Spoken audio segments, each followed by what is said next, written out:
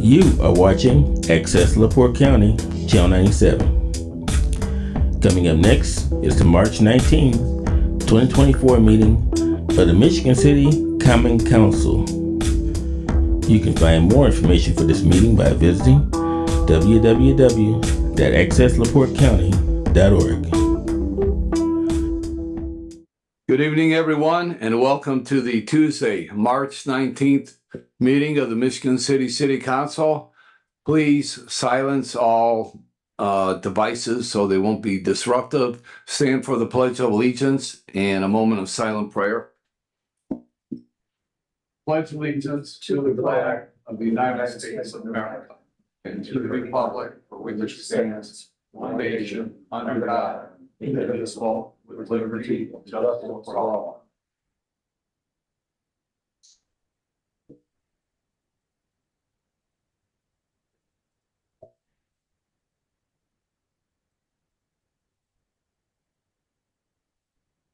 Ms. Nyla, on a roll call, please. Mr. Beatrice, Present. Mr. Coulter, Present. Mr. Dabney, Present. Dr. Cora, Present. Ms. Lee, present, Ms. Moldenauer, Present. Mr. Joseph Present. Nelson, Mr. Przybylski, Present. and Ms. Tillman. Present. We have 9 present and no one absent. Thank you, Ms. Nyla. Everyone's had the opportunity to review the minutes from the last council meeting. Are there any corrections? Is there a motion to approve? So moved. Support. Motion to approve by Councilman Cora and seconded by Councilman Dabney. On the vote, yes vote or no vote, all in favor? Aye. Those opposed? Reports of standing committees. Any reports of standing committees? No reports from standing committees. Finance Committee. Thank you, Mr. President. The City of Michigan City Finance Committee met on today, March 19th, 2024 at 6:01 p.m. Roll call was taking place. There was approval of minutes from March 5th, 2024. Opening issues, there were no claims for funds number 2235, none for fund number 2235 Riverboat EFT, no claims to report for fund number 2504 Board Development. And we just acknowledged that one of the resolutions that will be brought forth this evening regarding increasing and decreasing certain appropriations within the budget of the vector control of the general fund number 1101 for the year 2024 in the Michigan City in regards to 5 mowers, 5 new mowers. And then the other one was the ordinance amending ordinance number 4707, commonly known as the 2024 salary ordinance, to create the position of the code enforcement manager. Also, the City of Michigan City 2024 Riverboat Fund Statement of Cash Position. Fiscal year to date, March 31st, 2024, unexpended balance is $6,287,054.81. And I would just like to also just add on, for the City Finance Committee meetings that we hold, for standing items, I always include resolutions and ordinances, anything that deals with any finances that would affect or any type of appropriations that's dealing with the city fundings is always going to be included in the city finance to discuss. Okay. Thank you, Councilwoman. So on the claims docket, there are 0 claims, so there's no need to approve the claims docket this evening. The next item of business is reports from boards and commissions. And this evening, the Women's Commission is going to give their annual report.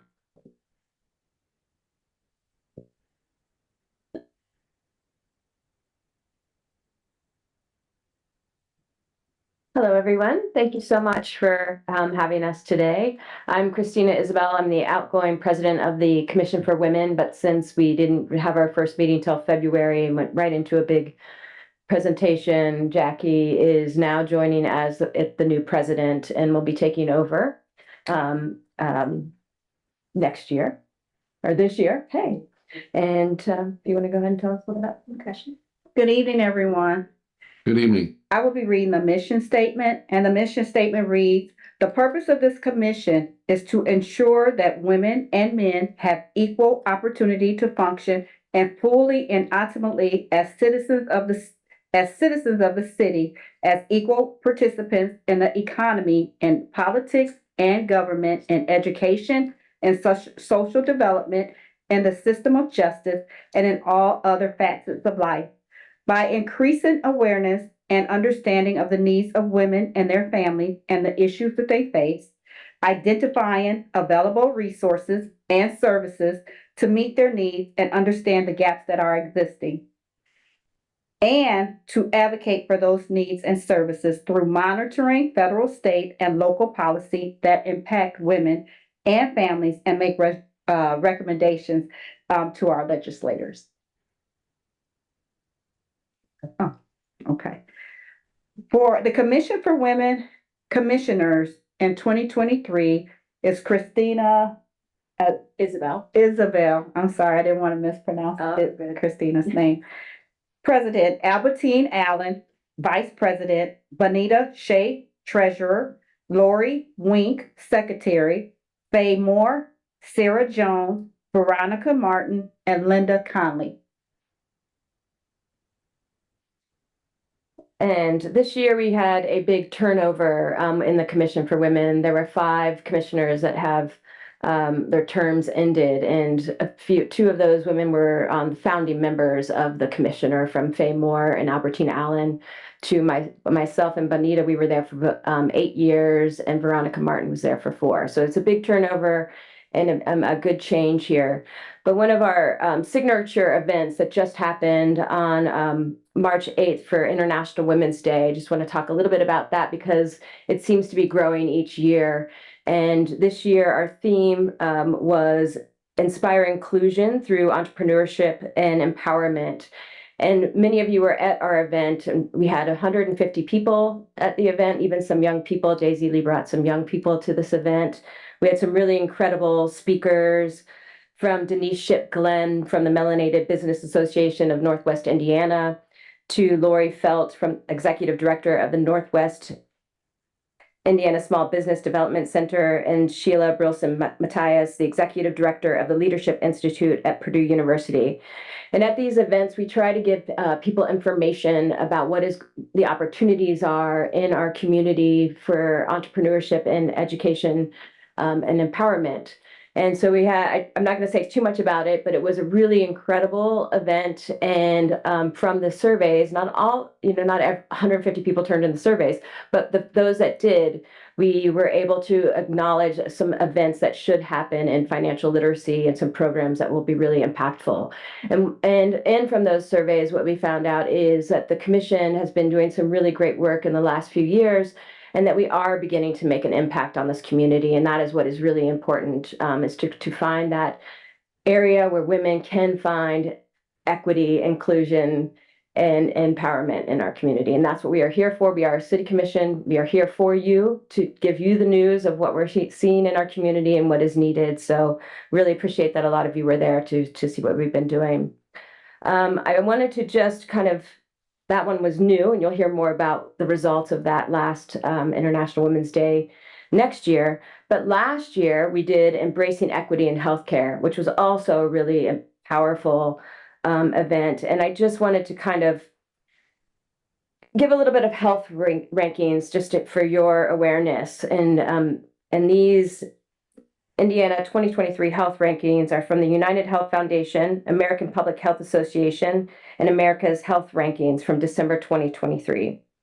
Indiana right now is 35th in overall health in our nation, 38th in children's health, that's one up from last year, and 39th in women's health.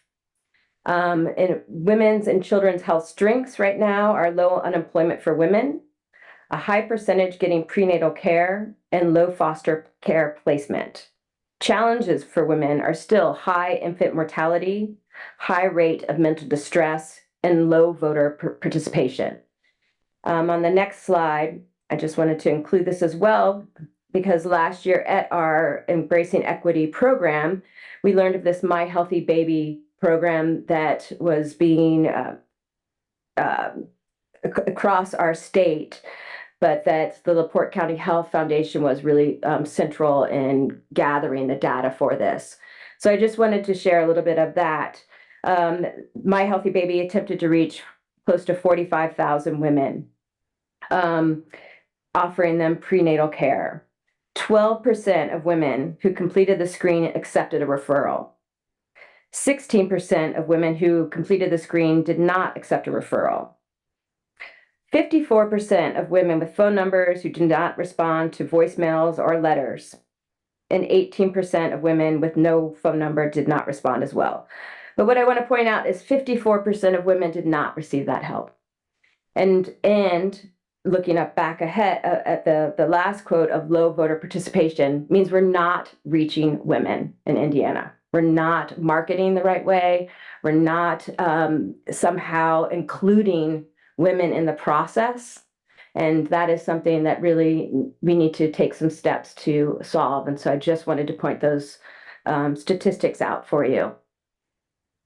I did not include this slide, but of the women that did participate in the program, 9% of white women, 17% Black, and 21% Hispanic, which is a pretty interesting statistic right there, that 21% of Hispanic women in our area did accept the help. So again, how do we make sure that we're continuing to share the right information with women and to get them involved? This was the first year of this Healthy Babies and taking that data.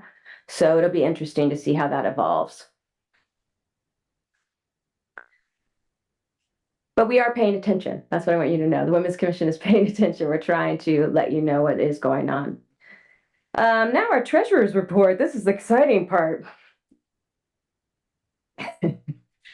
Our beginning balance on January 1st, 2023 was $22,876.92.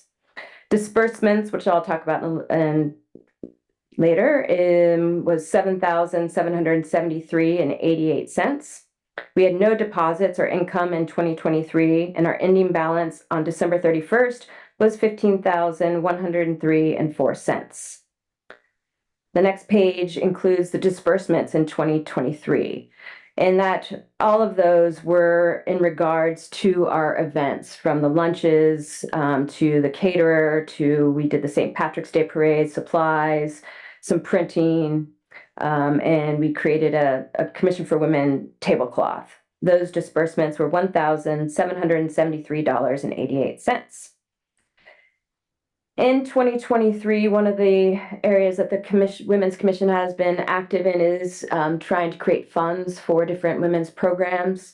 So our donation total in 2023 was $6,000. And those donations included sponsorships to the Black History Month, Juneteenth, the Women's Care Center, the Purdue University Society of Innovators Women Leadership Conference. And then we were able to make some donations to the Michigan City area schools and the nursing department and the Cool Springs School for creating a sensory room for the kids. And Brianna Chambers was a student from Michigan City High School, and she had the opportunity to do a summer program in Spain, where she got to go to school for a month. And so we were able to help support her in getting there.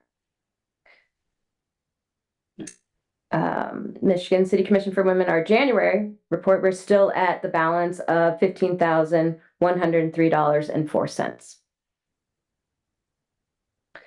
One of our next key signature events is Women's Equality Day. So every year we do something for Women's Equality Day, and we do something for International Women's Day. August 26th, just keep that date in mind. I will not say too much of what's going on, but that will be a great collaboration with the League of Women Voters and the American Civil Liberties Union.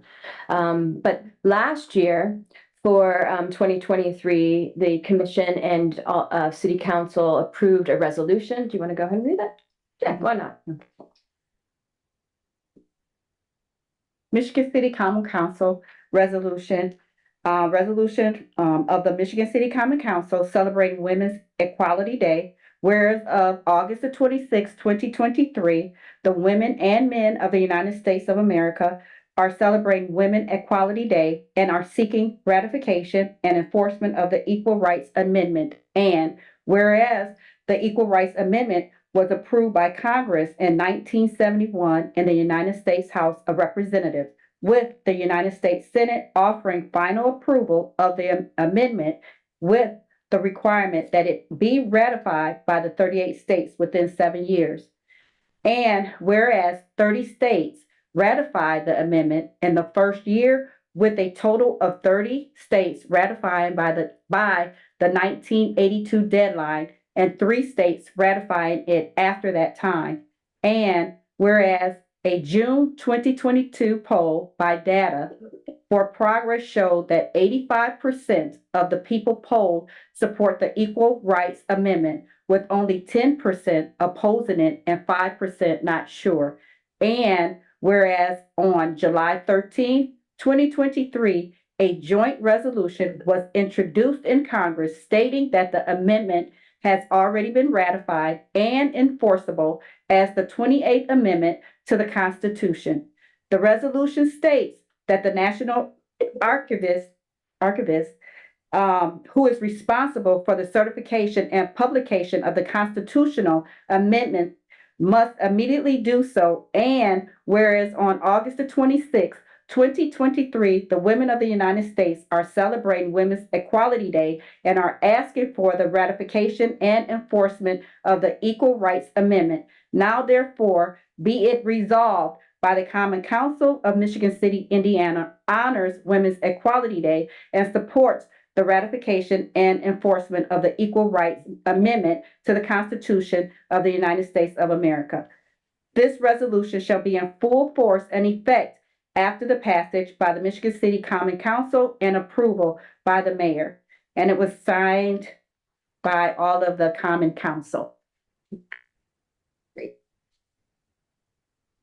So that's important.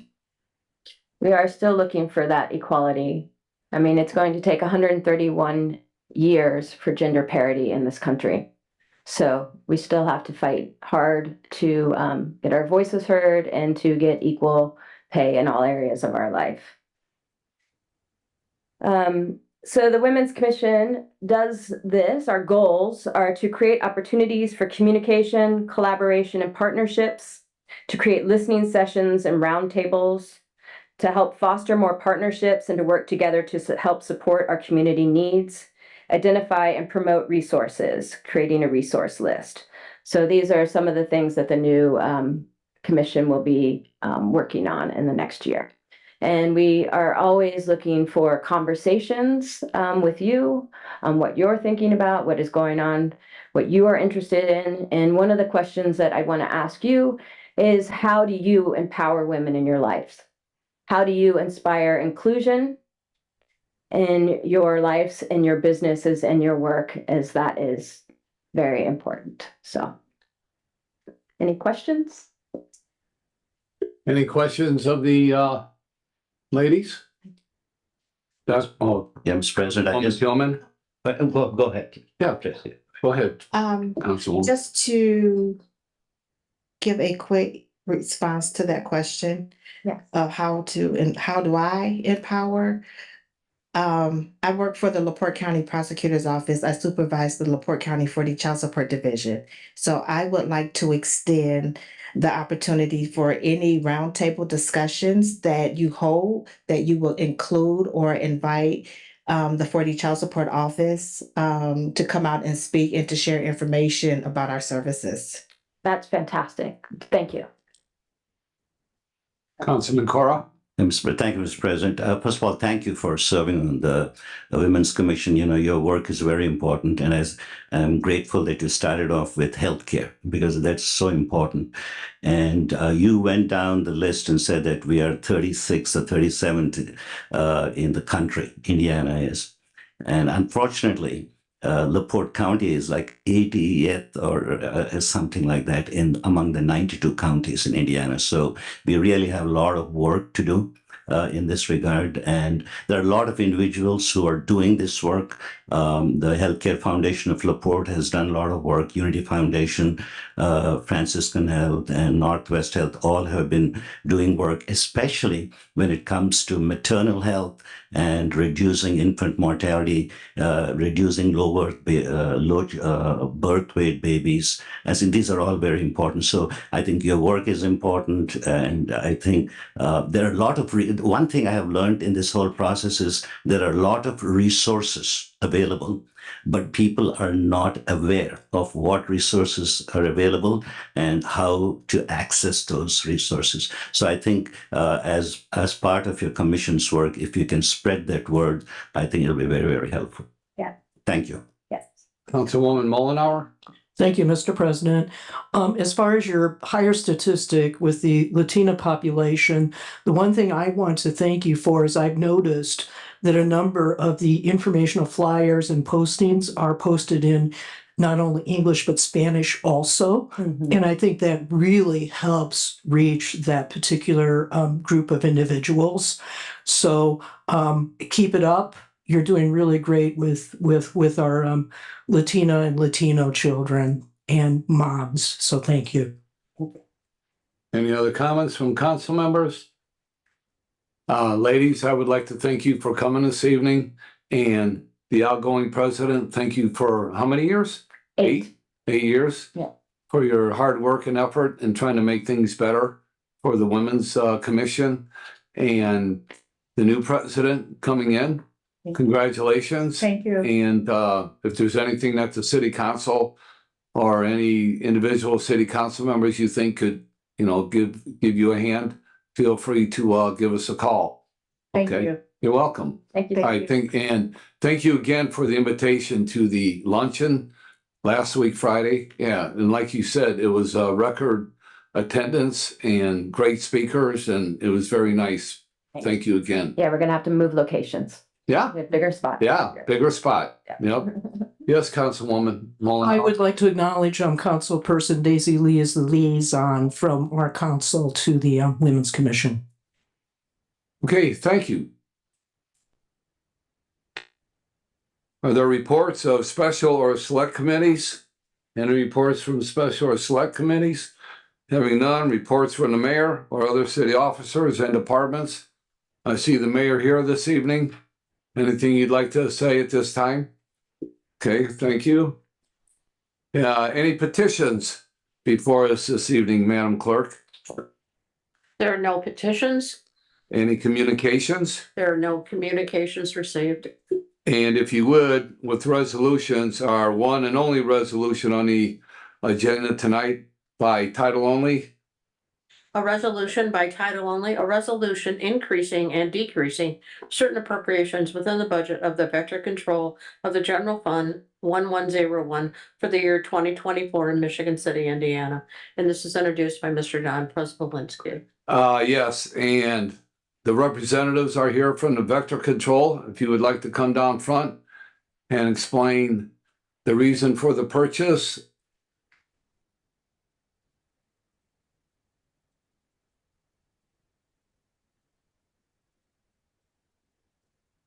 Good evening, Mr. President and Council. We're asking, Name and position. I'm sorry, sir. Yeah. Brett Kelly, Vector Control Director. Charles Clancy, Assistant Vector Control. And what we're asking is to buy 5 new moors, commercial grade moors. The boards that we have now, we've decommissioned 6 of them. They're unsafe. The safety mechanisms don't work, and I don't want my guys out there with unsafe equipment. Mhm. So we asked to buy new moors. I went and got the 3 quotes that we need. And the moors now that we're asking to purchase is $45,555 for 5 commercial grade moors Right. With a 5-year warranty. with a 5-year warranty. Okay. It's a big thing for us, especially the rest of them only have a 2-year warranty. Okay, since I'm the author, I guess I can ask questions and then it'll go to the public.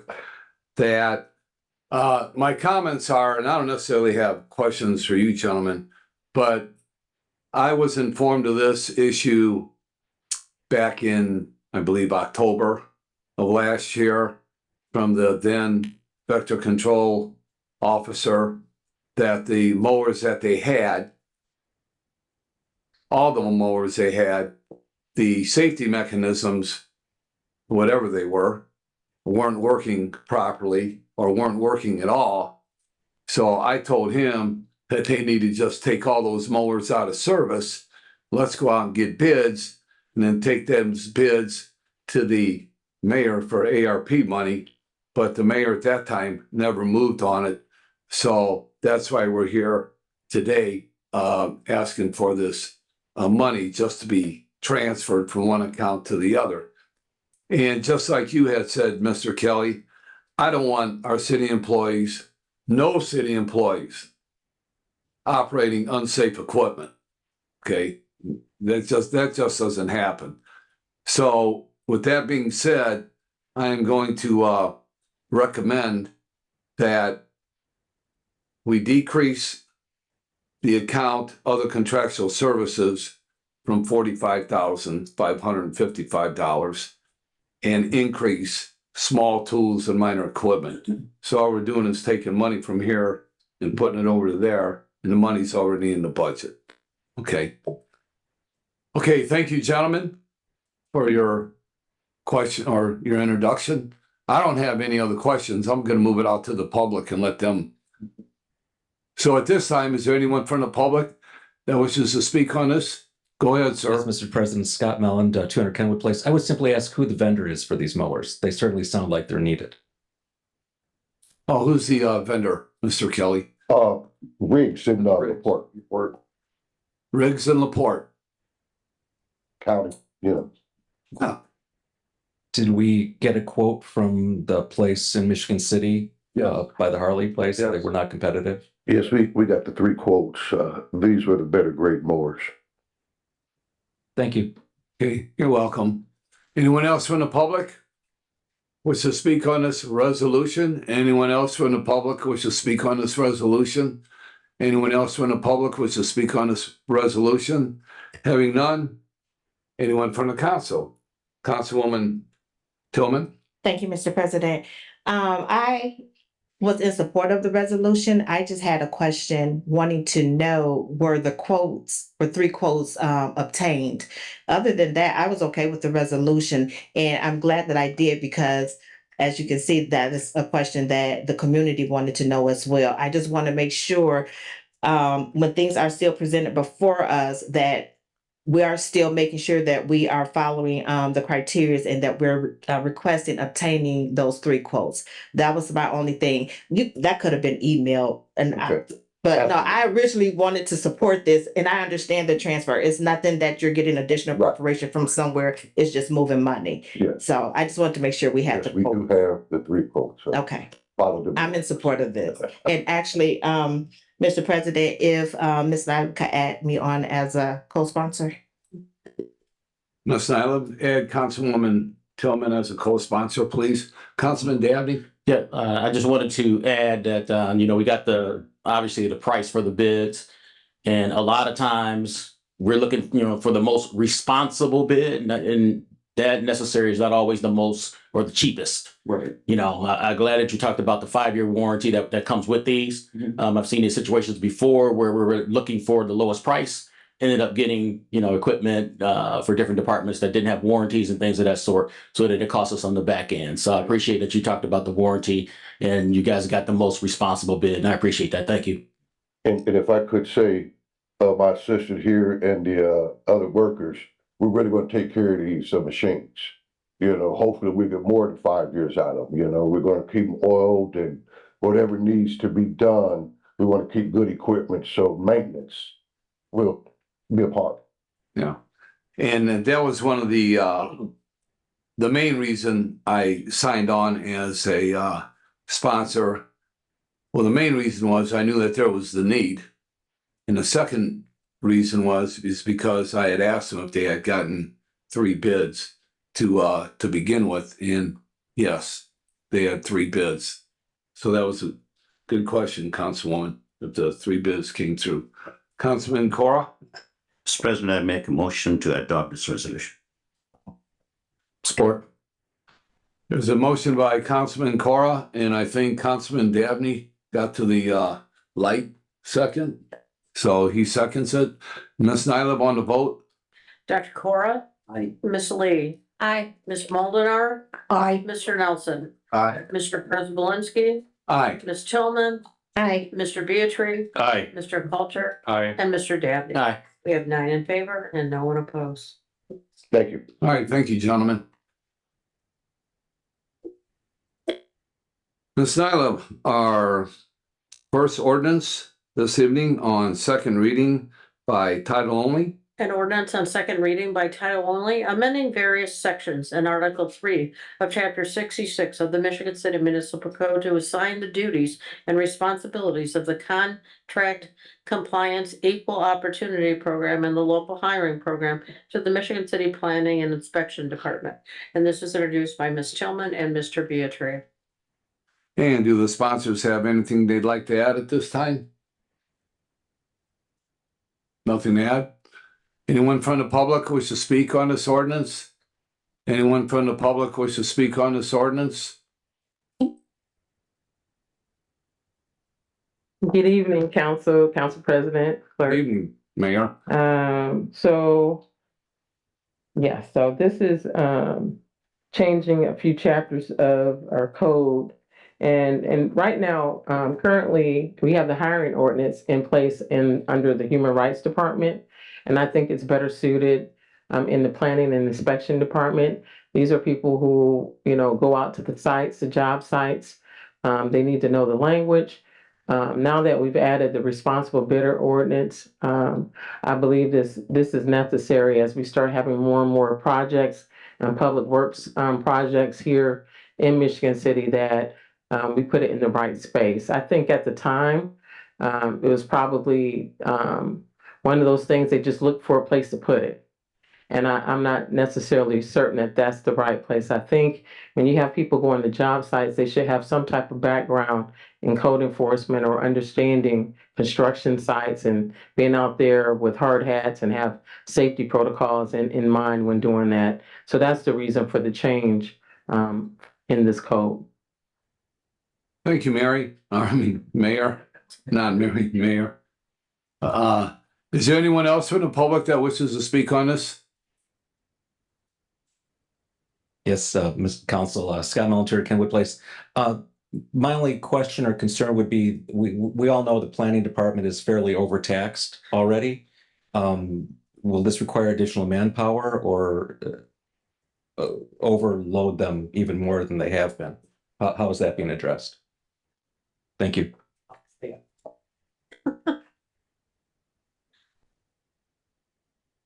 So our budget, we did add some additional bodies in the planning department. I'm not necessarily agreeable to which positions. So this is already funded. We have money in the budget. There's going to be some changes in the planning and inspection department over the next several months. This is just a part of that. I think that with responsible bidder, the code enforcement manager will be a little bit more amped up. They will do code enforcement, but they will have to understand contracts, contract compliance, and some additional responsibilities. But this is already budgeted. We budgeted, I think, 5 additional code enforcement officers. I don't necessarily agree with that number. So that's why we're doing this. And also we had we have electrical, we had an electrical inspector and some other things, but I haven't filled several of those positions because I want to make sure I fill the right positions and not just fill them for the sake of filling them. I do believe this is a need with the responsible bidder ordinance and with the contract compliance. We have not fined anyone in years, actually since my husband was the human rights director, as far as contract compliance and the hiring ordinance. And I think as we want people employed in Michigan City, it's important that we have someone dedicated to it. Thank you. Anyone else from the public wish to speak on this ordinance? Having none, public comment is now closed. Council comments, Councilwoman Tracy Tillman. I would like to make a motion that we have third reading. Motion for third reading this evening, Councilwoman Mullenhour.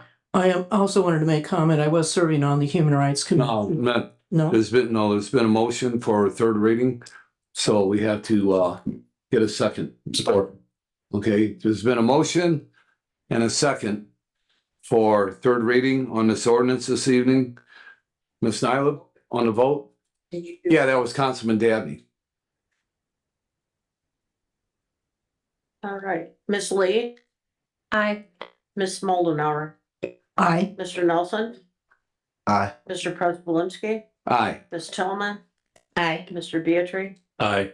Mr. Coulter, Aye. Mr. Dabney, Aye. and Mr. Cora. Aye. A 9 in favor and no one opposed to have third reading. Okay, thank you, Ms. Nyla. If you would, this ordinance on third reading by title only. An ordinance on third reading by title only, amending various sections in Article 3 of Chapter 66 of the Michigan City Municipal Code to assign the duties and the responsibilities of the Contract Compliance Equal Opportunity Program and the Local Hiring Program to the Michigan City Planning and Inspection Department. And this is introduced by Ms. Tillman and Mr. Beatry. Any comments from the authors? Having none, any council or any public comment? Any public comment? Anyone from the public wish to speak on this ordinance? Having none, any council comments? Councilwoman Mullenhour? Mr. President, thank you. I can verify what Mayor Angie said about fines were assessed during the time that that program was under the Human Rights Department. And the last time that was happening was when Jeff Deitch was executive director. And those fines can be pretty significant. So that can also bring in money to the city's budget through that mechanism. Thank you. Any other comments from the council? Motion to support. Okay, motion to approve by Councilwoman Tillman, Second. seconded by Councilman Cora. Ms. Nyla on the vote? Ms. Moldenauer, Aye. Mr. Nelson, Aye. Mr. Prespolinski, Aye. Ms. Tillman, Aye. Mr. Beatry, Aye. Mr. Coulter, Aye. Mr. Dabney, Aye. Dr. Cora, Aye. and Ms. Lee. Aye. We have 9 in favor and no one opposed. Thank you, Ms. Nyla. And our next reading, next ordinance on second reading by title only.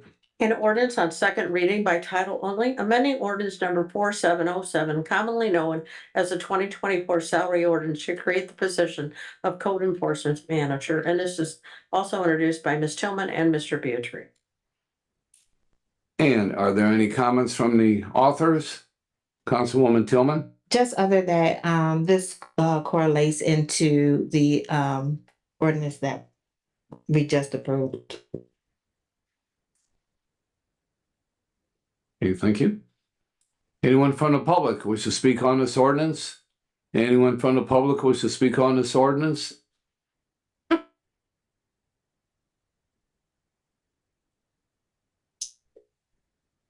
Paul Prespolinski, 1716 Washington Street.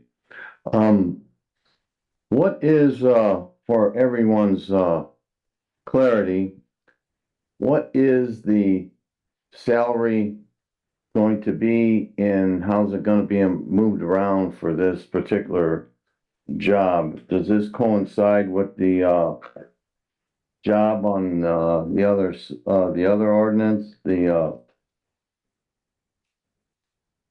local hiring,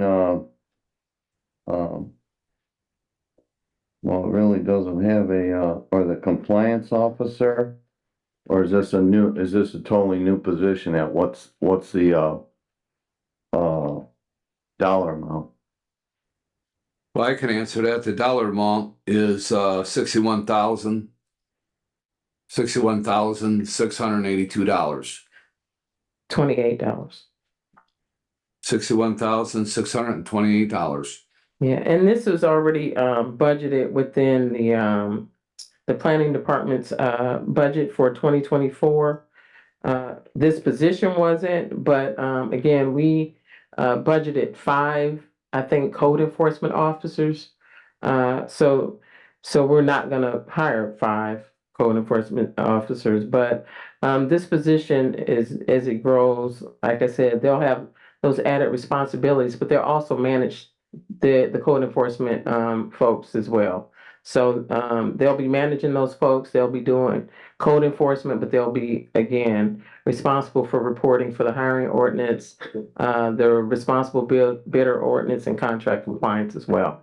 So this person is basically doing all those things. Thank you. Anyone else from the public wish to speak on this ordinance? Anyone else from the public wish to speak on this ordinance? Having none, any further council comments? I had a comment. Initially, Councilman Nelson? Mayor Angie, you said initially 5 was budgeted. Yeah, it's in your budget book. Okay. Was that based on demands? Not to make you keep getting up and down. I'm sorry. It was based on perceived demands. Okay, and we don't need those demands that I think I'm refocusing on a couple of things. I think that we had a lot of complaints, but I think it's a little bit more in depth than that. There's some of our codes that need to be updated, and we got a lot going on. So I think it was a perceived demands of the public, but we're working through some technology issues too to make it a little bit simpler to keep them out in the field and not in the office. We spent a lot of time duplicating work they've already done, so we're trying to remove those barriers for them so that they can stay out in the field longer. Thank you. Councilwoman Tillman?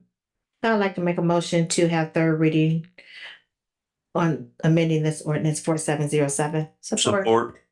There's been a motion to have third reading by Councilwoman Tillman, seconded by Councilman Beatry. Ms. Nyla on the vote? Mr. Nelson, Aye. Mr. Preselinski, Aye. Ms. Tillman, Aye. Mr. Beatry, Aye. Mr. Coulter, Aye. Mr. Dabney, Aye. Dr. Flora, Aye. Ms. Lee, Aye. and Ms. Moldenar. Aye. We have 9 in favor and no one opposed. Thank you, Ms. Nyla. And if you would, this ordinance on third reading by title only. An ordinance on third reading by title only, amending ordinance number 4707, commonly known as the 2024 salary ordinance, to create the position of code enforcement manager. And this is introduced by Ms. Tillman and Mr. Beatry. And the authors have anything they'd like to add? Okay, having none. Anyone from the public wish to speak on this ordinance? Anyone from the public wish to speak on this ordinance? Anyone from the public wish to speak on this ordinance? Thank you, Mr. President. Scott Mellon, 200 Kenwood Place. I would Sir, Scott, if you would, could you speak just a little louder into the microphone? I'll try my best. Thank you. Yes. My concern with this, it's good to hear that we're aware, the mayor is aware that there's been some problems in the planning department in the past, and she has plans to manage the problem and make things better. One of the concerns I've heard tonight, though, is, we haven't fined people in a while. That's the stick. I would just one of my concerns here is that I think the development cycle has hit a brick wall as of about 8 months ago. We may not need as many people as have been budgeted, and it sounds like the mayor is aware of that. I would suggest that perhaps we hire after this position, this full-time position, we consider maybe part-time code enforcements, because I have a feeling we're not going to need as big a staff in the near future. And the reason I say that is that there have been no submissions to the Planning Commission for over 7 months. Nobody's come before them asking for a new development. There's been no new business before the BZA since December. Again, no new business as of the last meeting. That's 3 months with no new nothing being announced. Unfortunately, Michigan City has a bad reputation in the real estate and development world. I'm not sure why. I think it's because we're known to be somewhat difficult to deal with. It has taken quite some time to get simple building permits, and that gets far more complicated with these larger developments, obviously. So my question would be, or my statement would be, how can we be more welcoming to developers? How can we facilitate an environment that encourages developers to want to spend their money here? And I think that does tie in with the building planning department and code enforcement. We can't just have sticks. We have a lot of land. We have a lot of good development areas. We have a vacant building list maintained by the building department that has 700 properties on it. It's great that we have a list. What are we doing to force the owner's hands? There's a lot of paperwork involved to get anywhere. But the city does have the power of eminent domain, for example, to, like Marquette Mall. What can we do to push that to be developed? It's been the way it has been for over 25 years. There's the Ton of Blank building down on Trail Creek. I mean, we have so many, and many people in town, of course, think the Memorial Hospital site is nothing but a fiasco. Now, we have movement there, and the Redevelopment Corporation has the land, and there's planning in place.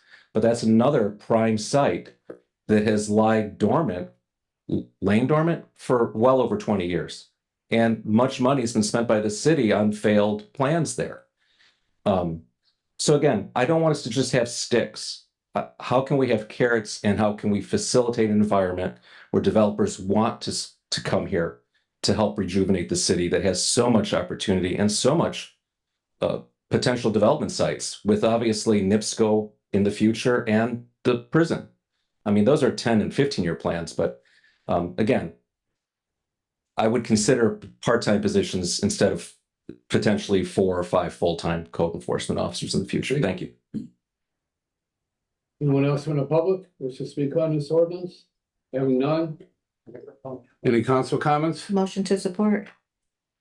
Councilwoman Tillman makes a motion to support. Second. Seconded by Councilman Dabney. Yeah, I support the motion to approve. Yeah, did I say you supported that before you even said that? Yeah, it's okay. I got ahead of the card. Okay. But anyway, you made the motion. Okay. All right, Ms. Nyla on the vote? Mr. Preselinski, Aye. Ms. Tillman, Aye. Mr. Beatrice, Aye. Mr. Calder, Aye. Mr. Dabney, Aye. Dr. Cora, Aye. Ms. Lee, Aye. Ms. Moldenauer, Aye. and Mr. Nelson. Aye. We have 9 in favor and no one opposed. All right, thank you, Ms. Nyla. We're done with the ordinances for the evening. There's no, let's see, the new business. Didn't we have some appointments there for the mayor? Yeah, here we do. Here we go. All right, under new business, we have the handouts given to you with the Michigan City letterhead on it from the office of the mayor. What she is asking for is I am requesting the advice and consent of the members of the Michigan City Council regarding the reappointments of the following people to the Port Authority Commission. The reappointments and terms: Sam Ferguson would start April 1 and go through March 31st, 2028. And Socrates Gray, April 1, 2024 through March 31st, 2028. And let's see, new appointments and terms. Chris Cypress is replacing Chad Childers, April 1, 2024 through March 31st, 2028. And if it's the pleasure of the council, we could vote on these all at one time, if that's the pleasure of the council. Okay, all those in favor of voting Sam Ferguson, Socrates Gray, and Chris Cypress onto the Michigan City Port Authority signify by saying aye. Aye. Those opposed, nay. These three individuals will be reappointed or appointed to the Port Authority.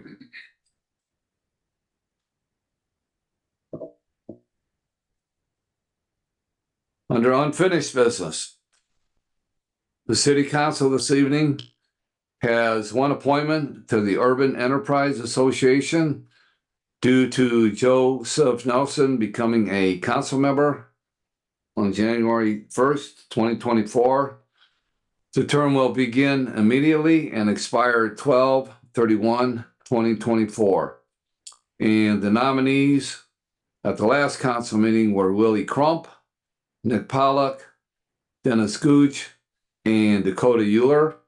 And before we take the vote, I see that three of the individuals are in the audience tonight. I don't know who Willie Crump is. Willie may be here. I guess not. But we'll take them as they are listed on the sheet here. If any one of the individuals wants to get up and introduce themselves and say why they should become voted to the Urban Enterprise Association, here's your opportunity, and we'll start with Mr. Nick Pollock.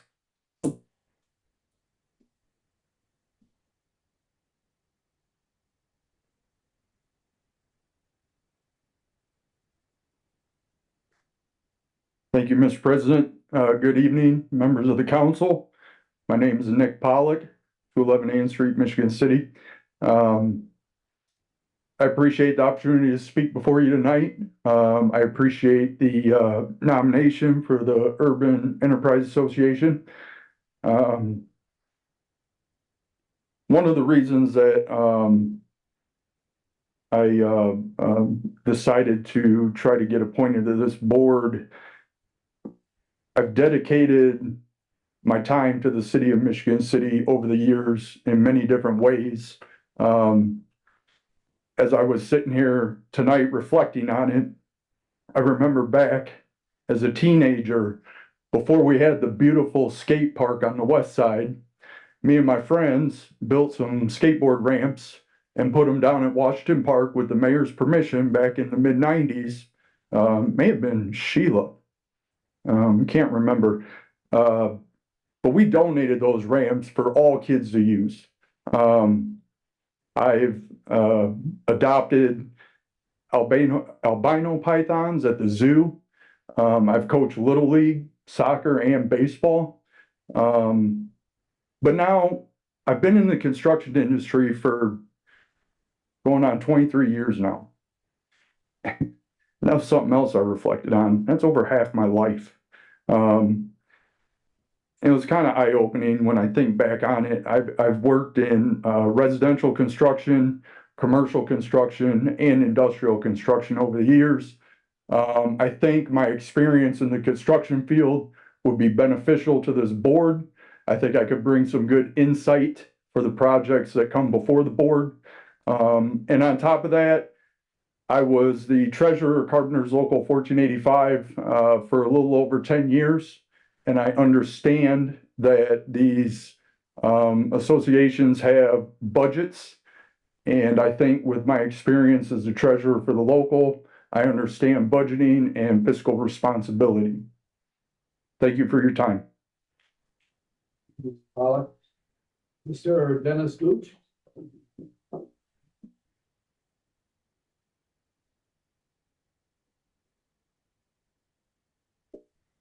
Dennis Gooch, 1504 South Woodland, Michigan City, Indiana. And I'm honored for the nomination. I'd like to be a part of the board to continue what I think Michigan City is doing very well, add diversity to the board, as this will be my first seat on any board. Also, I just want to be a part of the positive people in the community to spread influence to others that are looking up to us, you know, and that's basically it. Thank you. Thank you, sir. And Mr. Dakota. And Mr. Dakota Euler.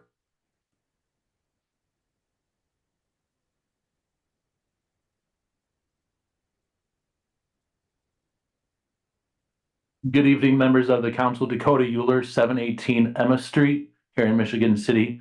I did move it to Michigan City in June of last year, but I think I've only missed about 2 of the council meetings. And what the Urban Enterprise Association needs is someone that will show up to meetings. And you have my commitment that I will be there. I'm a single guy that has the time and will certainly be there.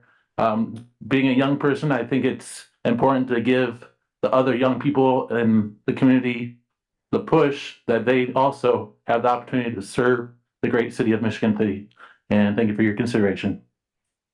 Thank you, Mr. Euler. And with that being said, we will now take the vote. And Ms. Nyla? Okay, Mr. Beatrice, Nick Pollock. Mr. Coulter, Dakota Euler. Mr. Dabney, Dennis Gooch. Dr. Cora, Nick Pollock. Miss Lee, Dakota Euler. Miss Moldenauer, Nick Pollock. Mr. Nelson, Dennis Gooch. Mr. Preselinski, Nick Pollock. and Miss Tillman. Mr. Euler, Okay, 1, 2, 3. We have 4, Mr. Pollock. We have 3 for Mr. Gooch and 3 for Mr. Euler. Congratulations, Mr. Pollock. No, don't we go to the next one? Pardon? Point of order, briefly. Yeah, go ahead. I heard 9. I got 4 for Mr. Pollock, 3 for Mr. Euler, and 2 for Mr. Gooch. 4 for Pollock, 1, 2 for That's 9. Gooch, sorry, and 3 for Euler. Yeah. So That's now 9. we will go between Mr. Pollock and Mr. Euler. Okay, What? Correct. Run that by Gail. Say that one more time, please. okay, Mr. Pollock got 4, Right, Mr. Gooch got 2, right, Mr. Euler got 3. right. Pollock wins. There's 9 votes right there. The way they do it? That's Want to make the argument, but You tell them. that's a plurality, but that's okay if Is that- the way the council wishes to do it. Okay. That would be fine. Yeah, is that the way? It's not up to the president of the council. Is that, It would take a majority vote. So that's 5 members. With 4 votes, that's a plurality. Sorry, I'm not used to talking during meetings. That's a plurality vote. So with 4 votes, although that's the most votes, that's not an actual majority of the council. So the council needs to take a vote until it has a majority to nominate a single person. okay. Okay, if that's what the council wishes, that we have a majority vote, then we'll go through the vote again. Okay. Everyone in agreement with that? Okay, and that's what we're gonna do. We're gonna have a majority vote. Pardon? Right. Okay, Ms. Nyla, on the vote. Mr. President, can you repeat the 2 individuals who are being considered now? That way everybody is clear as to whom they are voting for. Okay, so we are voting for either Dakota Euler or Nick Pollock. Are we ready? Ms. Nyla, on the vote. Mr. Beatrice, Nick Pollock, Mr. Coulter, Dakota Euler. Mr. Dabney, Pollock. Dr. Cora, Pollock. Miss Lee, Dakota Euler. Miss Moldenauer, Pollock. Mr. Nelson, Dakota. Mr. Preselinski, Nick Pollock. and Miss Showman. Euler, We have 1, 2, 3. 5 for Mr. Pollock and 4 for Mr. Euler.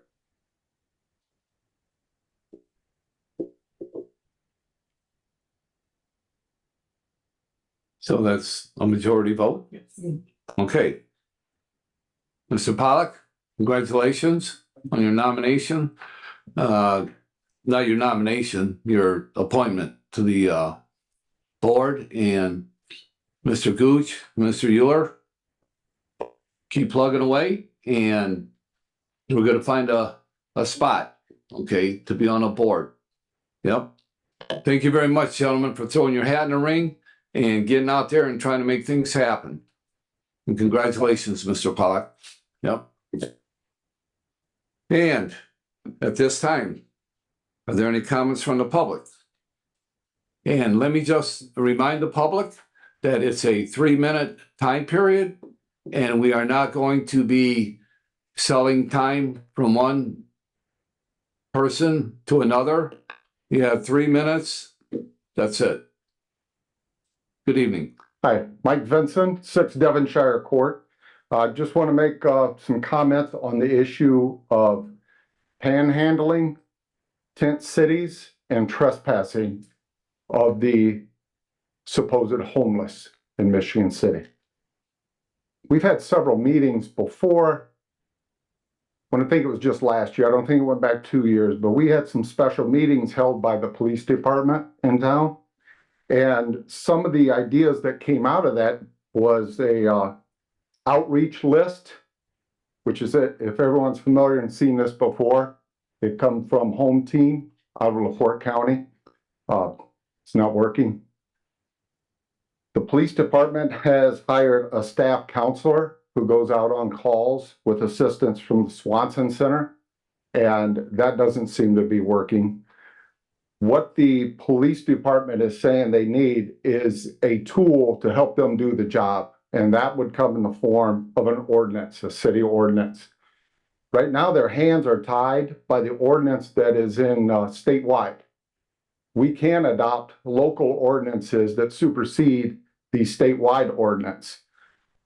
Some of the things that we see out there as public, I'm sure you see them as well as you drive around, are the signs, hungry, need help for rent, babies at home, all of those. That's the intention of the outreach list. There's plenty of help for people that need help. The people that we see out there with the signs today, they are housed, they have automobiles. Some of them are drawing military retirement funds or disability checks. All we're doing is just supplementing those incomes. There's nothing that the PD can do about it because of the Indianapolis law or the state law.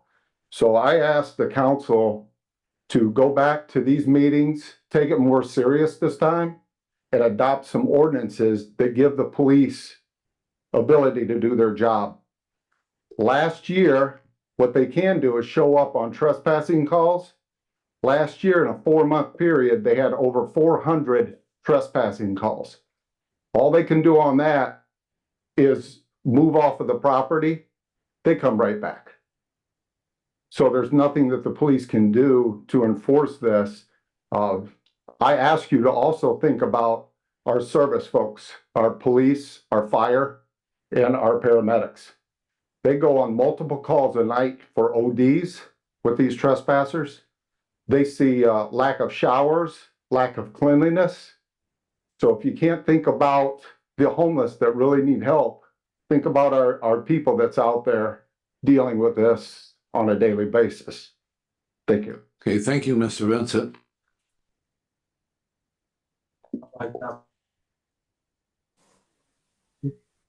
Oh, okay, we'll let Faye Moore, Ms. Moore, go ahead and address, and then we'll get to the online comment. Hi, I have a public comment. It's a public announcement.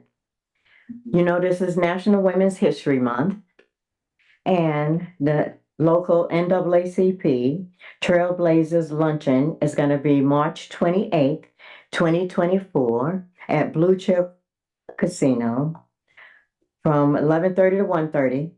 And we're honoring some of our firsts in Michigan City, but all the women who are members of the NAACP can come for free.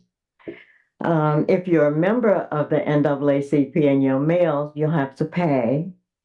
And it's $32 if you go on Eventbrite. It's $30 if you see one of the NAACP members.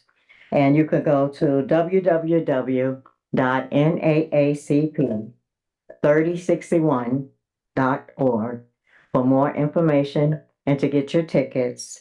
So we're hoping that you guys will come out and support us honoring some women in Michigan City, first-time trailblazers, and the women that work so hard at the NAACP. Thank you. Thank you, Faye. Anyone else from the public? Yeah, this is Tommy Kolovic from 1316 Ohio Street. I'm your common council. Tommy, Mr. Kolovic? Mr. Kolovic? Yes. Yes. You can Yes. speak. Would you just hold on a second, please? You will be able to speak as soon as the chair recognizes you. Now Yes. go ahead, and you are recognized to speak. Go ahead. Yes, I'm your Michigan City Common Council appointee, the Michigan Fireman Commission. I reside at 1316 Ohio Street here in Michigan City. First of all, I want to reply to Mike Vinson. This panhandling, the people holding their signs, that's prohibited by local ordinance and state ordinance. As far as I'm concerned, the police should just stick the kinding officer on these people. I want to talk about the MAC versus the South Bend Fire Training Academy. We need to send our recruits from the Michigan City Fire Department back to the South Bend Fire Training. I consulted with 4 fire chiefs ago, Randy Novak, on this issue. The MAC Fire Training Academy in Valpo, that's more catered to the volunteer fire department. The South Bend Fire Training Academy, that's more for the professional municipal fire department. They receive a much higher form of training and discipline from South Bend than they do in Michigan City. We have our recruits are failing their EMT examinations. I want Dr. Vinya Kaur to work with her. We have a recruit right now. He's taken the test 3 times and he's failed it. I want you to work with this person. I want to keep him. I don't want to lose him. It's very upsetting to me. Please, we just need to judge ourselves in the back in Valpo. Go back to South Bend. Thank you. Thank you, Mr. Kolovic. Anyone else from the public who wishes to speak this evening? Thanks, Ernie Hollahan, 302 Gladys Street. In regard to what he spoke on the tent people, there's one behind Dr. Cora's back in the woods back there. And then there's one behind the Dollar Tree. There's numerous ones back there. So I don't know if the city can do anything about them or what, but people have nowhere to go. I don't know what to do for them. I went to Salvation Army to drop stuff off the other day to donate, and there was a poor guy sitting back there sleeping on the back step of the Salvation Army. Mm-hmm. But it's sad. But things aren't going to get any better unless we get some kind of industry back in Michigan City. We're going to start losing more populations, moving out, going where there's work. I'm glad I'm retired because I wouldn't be able to find work now, not in Michigan City. And a lot of our people have to go out of town to work now. It's sad. And before I came, I was watching the news, and we're in for some big trouble with this presidential election coming, and the Supreme Court just approved arresting these illegals coming across the border. I don't know where they're going to put them all. Texas keeps sending them off to Chicago and New York. It's sad. Now you got all the stuff going on in Haiti, so those people are trying to get over here. We got them coming from China. People are coming from everywhere to come to the United States. They want their freedom, I understand. My ancestors came here from Ireland. A lot of your ancestors probably came from Poland. Mm-hmm. It's sad now. But they had a procedure. They could go through Ellis Island and come through here. Not like they're doing now. It's really sad. I understand them wanting their freedom and coming, but I can't understand the way they're doing it. And it's scary. It's really getting scary. So be prepared, because they said on the news that they were gonna probably by next week they were gonna take Trump's property in Florida for the bond that he hasn't paid. So be prepared. Thank you, Arnie. Hello, Scott Malantur, Kenwood Place. We have 5 new council members this year, so you may or may not be aware of an issue that I find disturbing here in town. Previous councils and previous Board of Works approved something called the flock camera system, which is a license plate reading system, which sounds innocuous enough. But we have about 3 dozen of these installed around town, and in addition to the units mounted on police cars. I would point out, I don't believe we have a member of the police in the audience tonight, which I believe goes against council rules. That might be something you guys might want to yell at somebody about. But previous chief of police has reported that we had in 1 month 2.2 million pings, that is vehicles driving past these cameras, and over 55,000 alerts. That breaks down to more than 2 a minute during business hours. This system is a form of mass surveillance. The state has vast power in our lives that has expanded greatly over the last 20 or 30 years, and this is an example of it. So we've granted vast surveillance power to the state via the police, and I think this is something to be very careful of.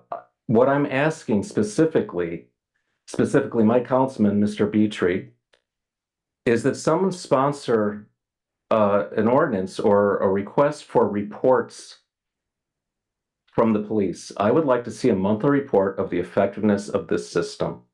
It was sold to the people to make us safer, help in carjackings and bank robberies, which it did in one from Stark County who came this way. But previous police chief said the vast majority of the alerts are for expired license plates. I think it's incumbent upon this council to assert oversight of this power so we can assess the effectiveness and perform a cost-benefit analysis of this. I'm asking for monthly reports of the flock system.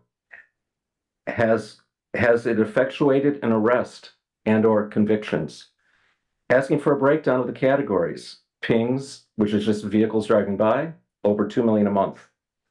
Alerts, 55,000 a month, which require a police response. There's no automatic tickets. So each one of these is pinging our patrol officers, and then they have to follow up. It seems like it's a lot of workload. And what arrests have been effectuated by this system? Do we want to grant the state the power to track our movements very easily? It's very easy to develop a report on one's basic movements. I live in a neighborhood that has basically 5 entrances to it. It's very easy to determine a pattern of use. I'll finish briefly. The Supreme Court has established that we have a right to travel freely about this country. And my final word is a quote from Benjamin Franklin, one of our founding fathers, that said, "Those that would give up essential liberty for a little safety deserve neither liberty nor safety." Please ask the police department for reports. That's all I ask, reports. Okay, thank you, sir.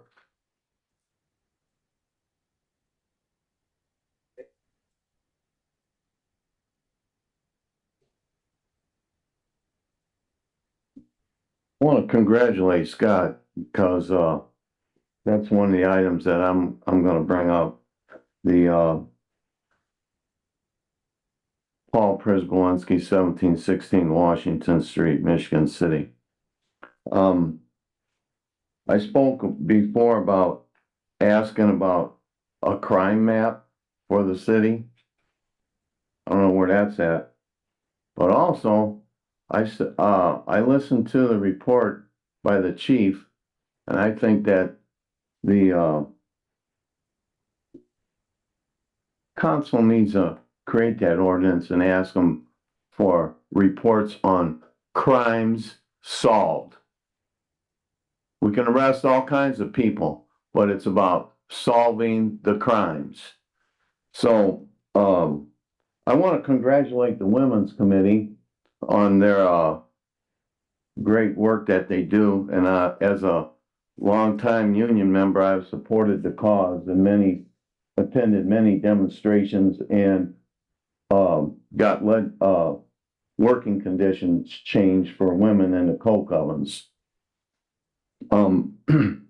Now, I want to bring to your attention that we're talking about the planning commission, the planning department tonight. And I want to bring to your attention, since you're new members, that there was a mistake made on a garage on Tilden and Gardena Street. And that garage sits there right now. And I don't know this gentleman, but the mistake was made by the planning department. And that they made this individual go through the process of asking for a variance somewhere in the area. I don't know how much he paid, but I think it behooves the city to reimburse that gentleman for a mistake that the planning department made, no matter what the cost is. And you can do that through the riverboat money, because that is not a levied fund. Now, I think that there's another problem here, that you need to revisit the code that was enacted after 10 years sitting on the books. That also might be a problem that Scott alluded to earlier in the discussions. But what I really want to talk about tonight is that I think that at our last meeting, that the chair, since you're new members, could have asked for a recess and sat down and talked about this issue that I brought up. No, the chair kept asking about having a workshop. Well, I think Mr. President, the council got ill-advised. If you could summarize, your time is up. The council got ill-advised, and I think that through that situation, Robert's Rules of Order was not followed.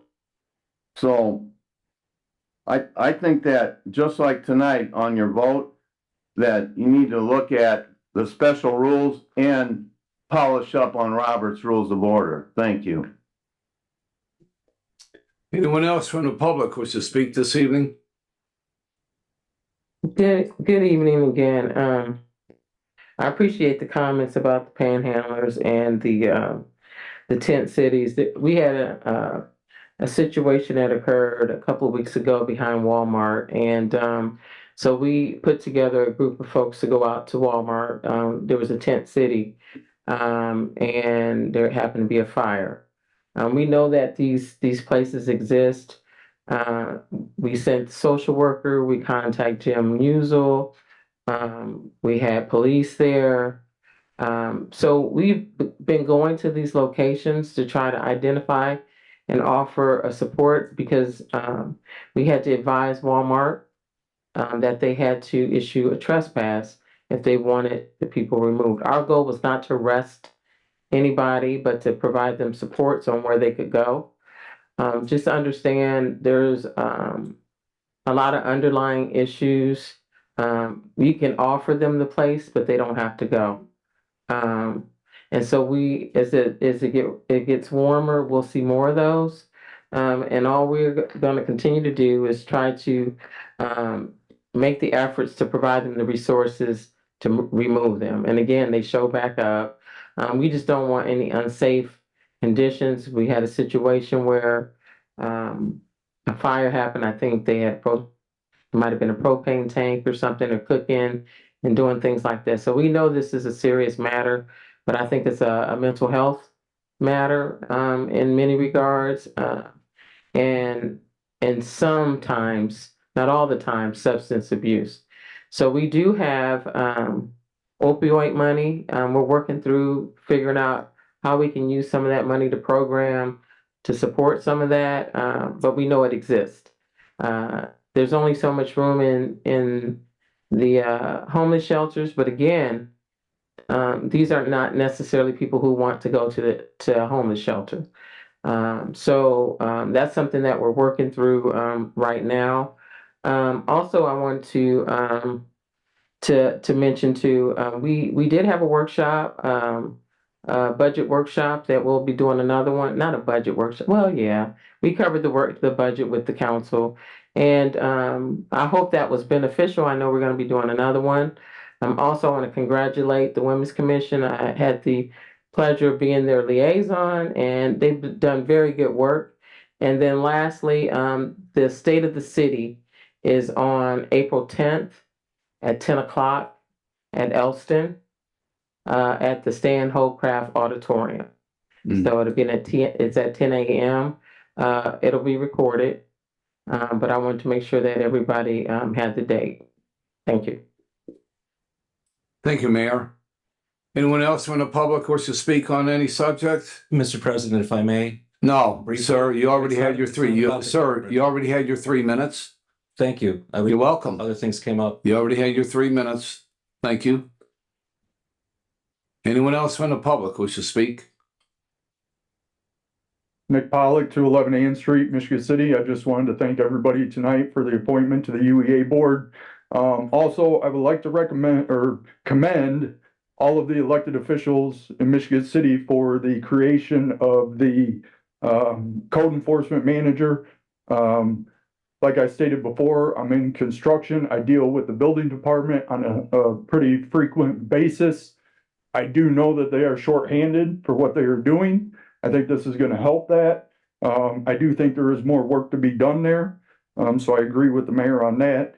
But I deal with all the building departments across Northwest Indiana, and I deal with these code enforcement officers and managers.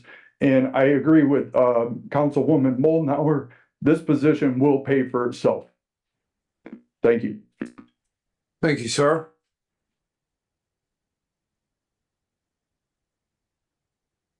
Dakota Euler, 718 Emma Street. I just wanted to give a special shout out to Terry Greetham and the special events team. It was a great start to the special events season with the St. Patrick's Day Parade, and look forward to all the future events here in Michigan City. Thank you. Anyone else from the public who should speak on any subject?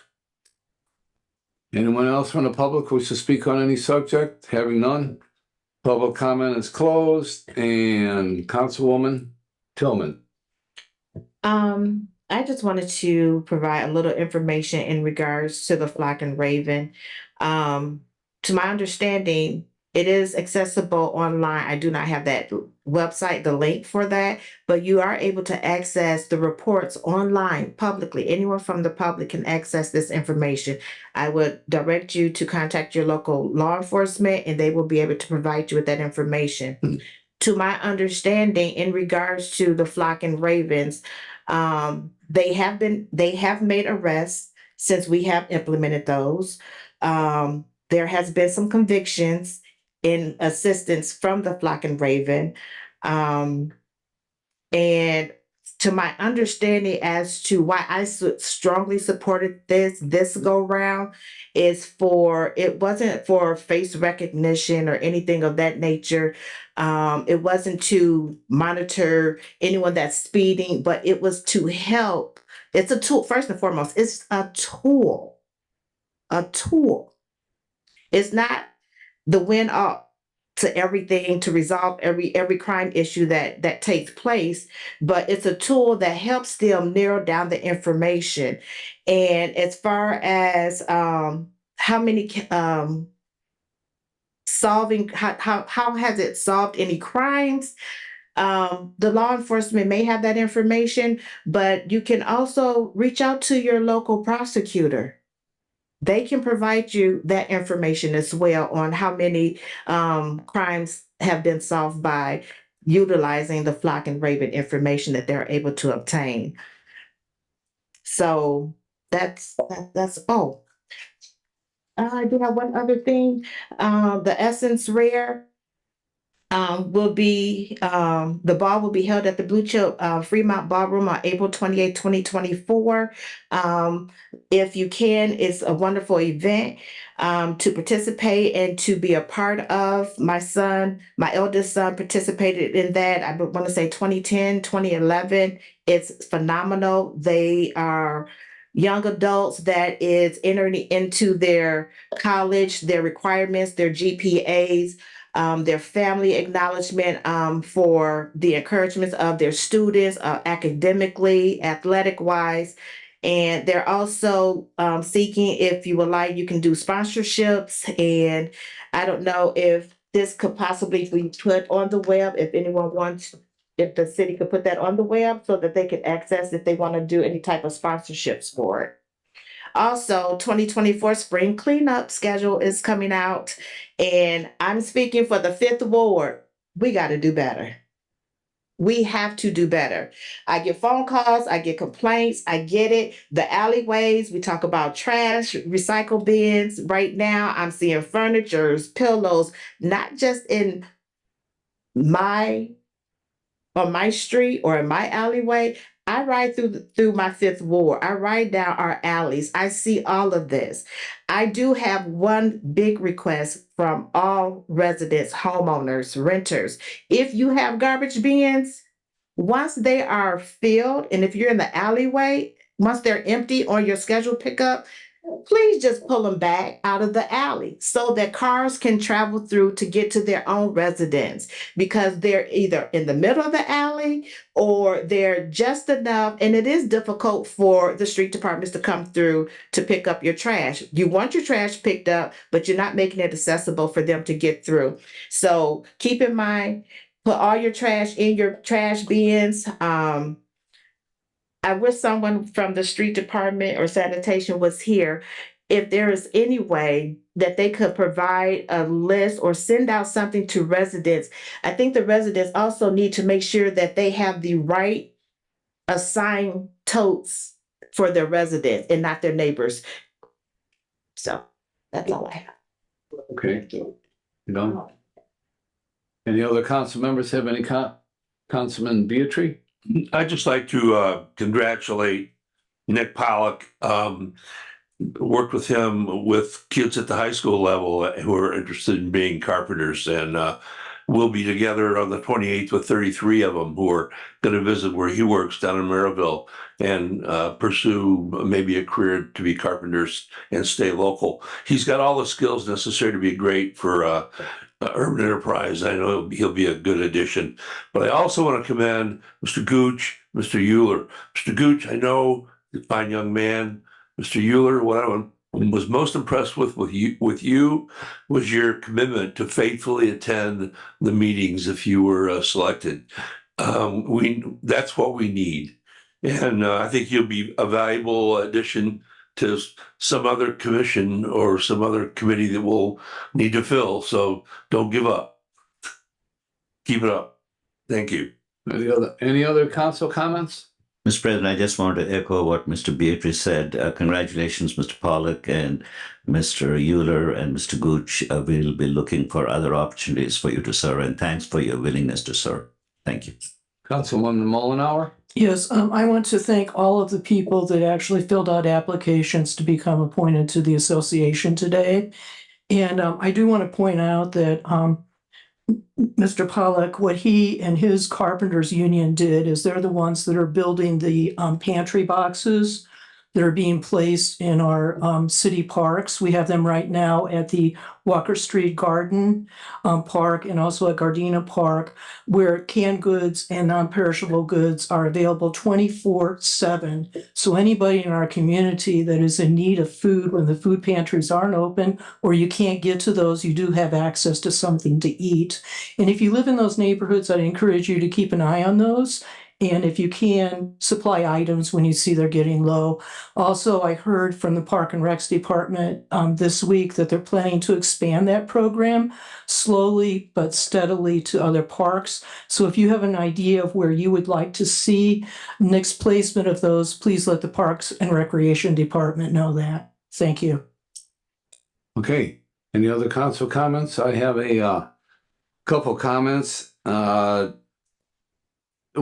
I've gotten a couple phone calls on, and that's with the quiet zone or the double track, and people still hear the horns blowing.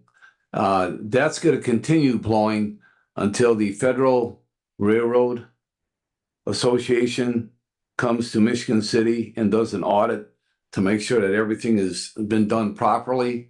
And once that is done, then the city will be notified and the citizens will be notified, and that's when the whistles will stop blowing. So I just wanted to pass that information on.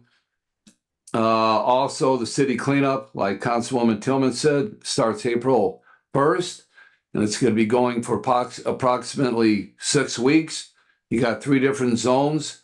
So watch the paper, look at the city website, and start getting ready to get things cleaned out. And then for the council, I have been in contact with one of the directors for a Homeward Bound Corporation, and they would like to have a workshop with the city council to give a presentation on a housing project that they have in mind on Carwick Road. That's come up before instead of the ARP commission. So yeah, they talked to myself and to Skylar York, and and I know that she had talked to the mayor, and that's how I got involved. So I'm going to schedule a workshop probably within the next couple of weeks. It'll be at 5:30 in the evening on Wednesday, right? Yeah, so you're off, so you can make it. And because they're asking for ARP funding is what they're asking for. All right, so you got that.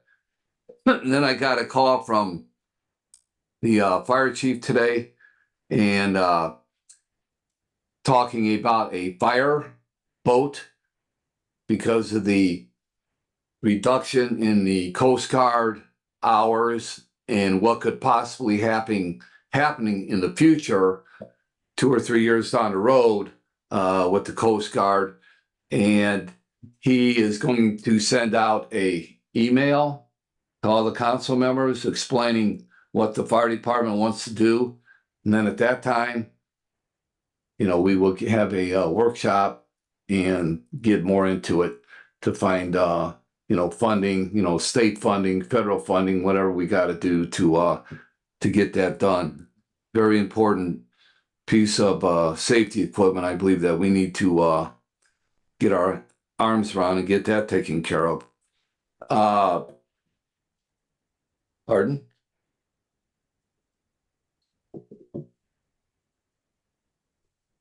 And then finally, what I want to comment on about this evening is the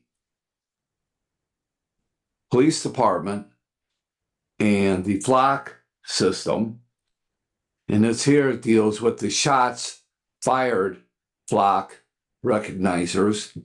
And if you have read the newspaper, it was front page story where this individual had a machine gun over on Kentucky Street and was held up in an apartment in that neighborhood from 1 o'clock in the morning on the 10th till 8 o'clock in the morning. And the Michigan City police were there. The Trail Creek police were there. Long Beach police were there. And the county sheriff's department was there. Westville Police Department was there.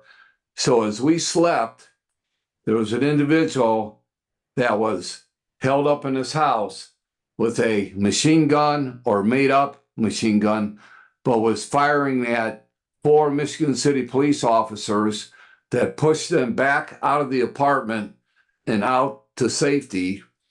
And eventually by 8 o'clock in the morning, they were able to subdue this individual, and now he's in jail with many serious counts.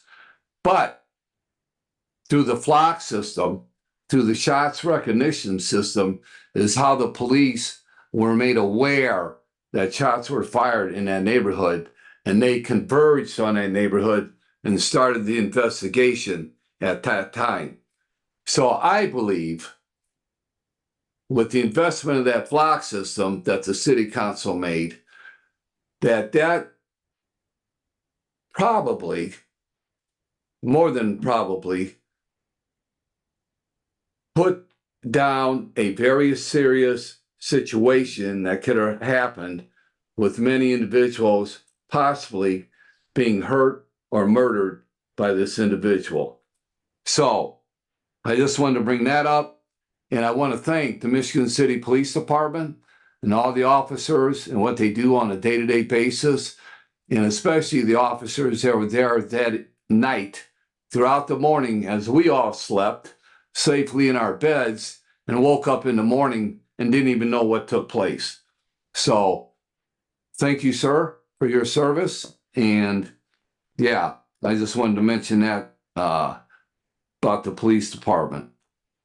And I believe that is all I have to talk about. So like I said, we got a couple of workshops coming up and we'll go from there. Now, is there a motion to adjourn? So Adjourn. okay, motion to adjourn. Meeting is now adjourned.